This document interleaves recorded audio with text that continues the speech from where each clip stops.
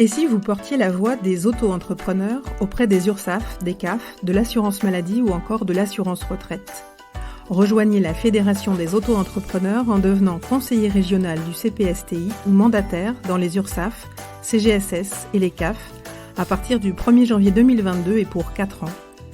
Le CPSTI pour Conseil de la protection sociale des travailleurs indépendants. Le CPSTI a repris les missions du RSI et représente tous les travailleurs indépendants, artisans, commerçants et professions libérales. Le CPSTI gère la sécurité sociale de tous les travailleurs indépendants. Les postes sont ouverts aux actifs et aux retraités. Votre mission ? Porter la voix des auto-entrepreneurs au niveau régional ou départemental et plus précisément représenter les indépendants avec voix consultative au sein des conseils d'administration des URSSAF, des CGSS pour les DOM, des CAF ou du CPSTI. Chaque instance régionale du CPSTI comprend 22 membres titulaires et autant de suppléants désignés par des organisations professionnelles représentatives.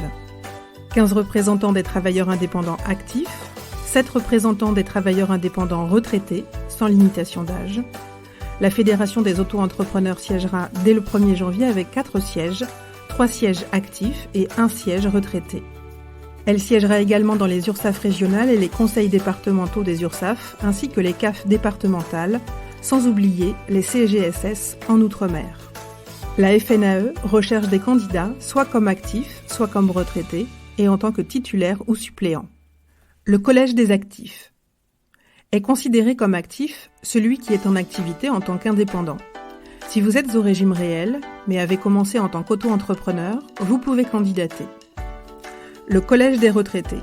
Pour être éligible au Collège des retraités, il faut percevoir une retraite du RSI, de la SSI, de la CIPAV ou d'une autre caisse des professions libérales. Vous pouvez toujours être en activité.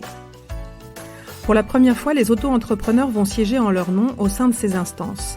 Il est impératif que tous les conseillers soient au fait du fonctionnement du régime pour pouvoir défendre et représenter efficacement les auto-entrepreneurs tout en ayant une connaissance certaine des autres régimes. C'est pour cela que chaque candidat sera soumis à un test de connaissance sur l'entrepreneuriat.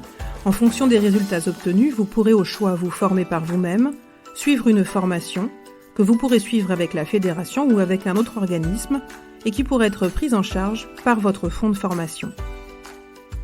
Au quotidien, la charge de travail est raisonnable. Il faut se libérer pour une assemblée générale par trimestre et une journée supplémentaire si vous siégez dans une commission. Rassurez-vous, vous ne serez pas seul, mais en lien direct avec la Fédération des auto-entrepreneurs. Durant votre mandat, il faudra être à jour de vos cotisations et respecter les instructions transmises par la Fédération des auto-entrepreneurs. À cet effet, vous serez invité à signer la charte du mandataire. Bien entendu, le savoir-être est impératif. Cette mission est soumise au secret professionnel. Il n'est pas possible de dévoiler le contenu des assemblées générales ou des commissions à des tiers, sur les réseaux sociaux ou aux journalistes. Des sanctions pénales sont prévues en cas de non-respect. C'est une mission sérieuse, exigeante et encadrée. Cette mission est non rémunérée mais indemnisée. Par exemple, en 2021, l'indemnisation versée par le CPSTI pour une matinée d'assemblée générale se répartit comme suit. Indemnité forfaitaire compensatrice de frais, 30 €. Une indemnité de perte de gain pour les travailleurs indépendants, 51,04 €.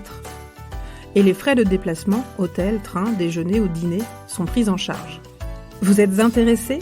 Vous souhaitez sincèrement représenter et défendre les auto-entrepreneurs ? Vous êtes prêt à vous engager ?